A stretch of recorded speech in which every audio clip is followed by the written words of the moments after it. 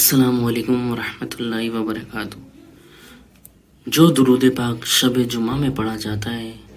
وہ درود پاک آپ کی خدمت میں لے کر آئیں چلیں مل کر پڑھتے ہیں۔ اللہم صلی وسلم وبارک علی سیدنا محمد النبی الامی الحبیب علی القدر العظیم الجاہ وعلی آلہ وصحبہ وسلم۔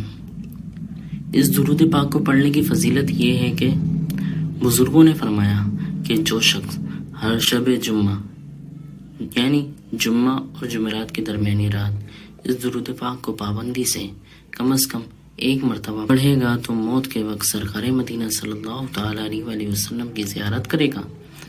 اور قبر میں داخل ہوتے وقت بھی یہاں تک کہ وہ دیکھے گا کہ سرکار مدینہ صلی اللہ تعالیٰ علیہ وآلہ وسلم اسے قبر میں اپنے رحمت بھرے ہاتھوں سے اتار رہے ہیں۔